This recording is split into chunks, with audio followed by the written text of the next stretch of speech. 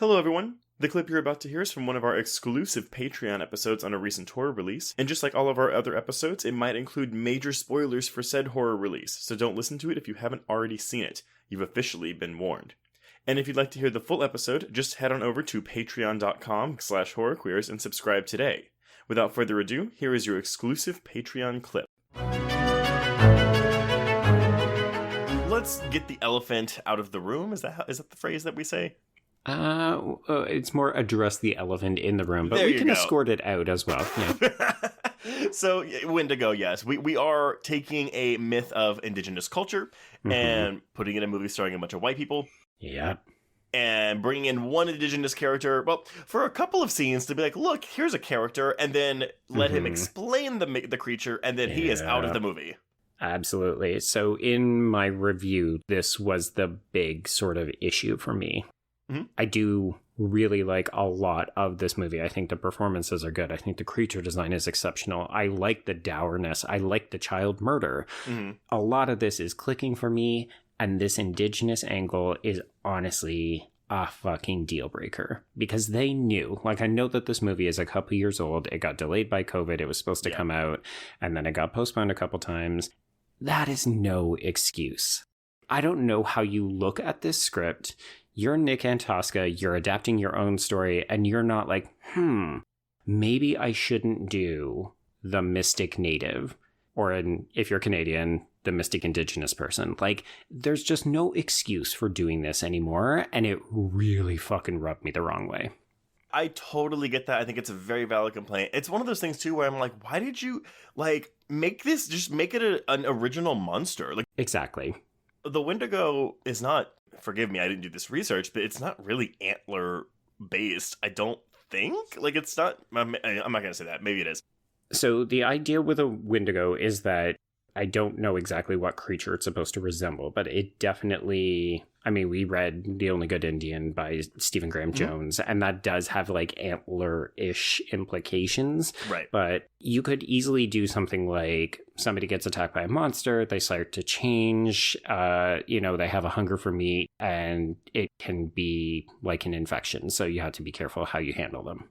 You could have just done that and not called it Wendigo, not have indigenous people in here, or you could have flipped it the other fucking way and gone all indigenous and be like, have Carrie Russell as your like dumb white girl who gets mired up in this and something that she doesn't understand, and then use that to tell like a more fulsome indigenous story. Well, yeah. But the problem is this is all white people. Even the main family, the family of the two boys, like, I guess the studio might be like, well, no, we need names, but none of these people are names except for Russell and Plemons.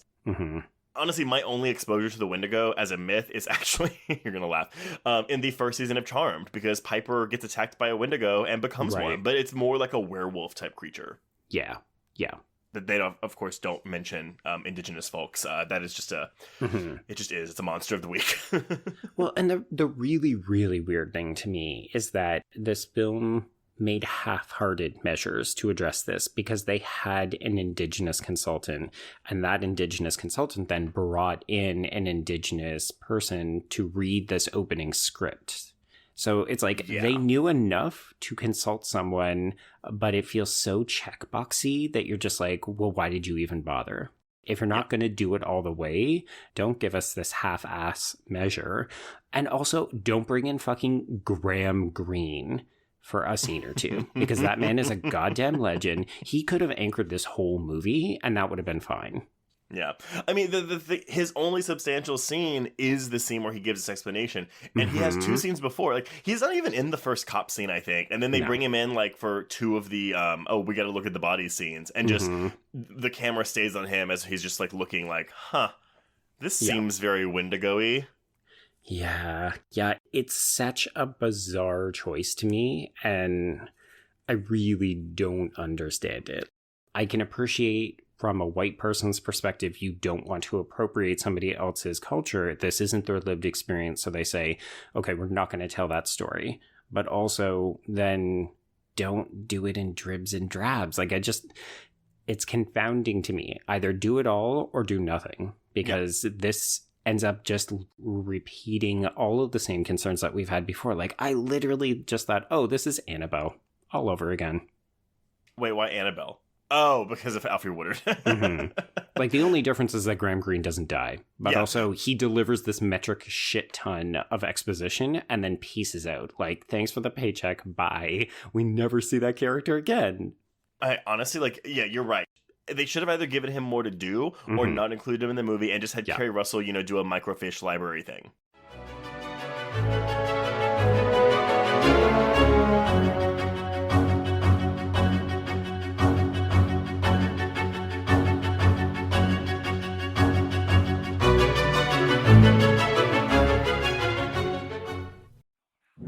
Hello, I'm Shelby Scott, the host of Scare You to Sleep, a podcast where I tell you spooky bedtime stories full of creepy sound effects and music that is soothing yet unsettling to help immerse you into a world of horror. This is a show for those of us who have realized horror can be a strange but relaxing escape from reality.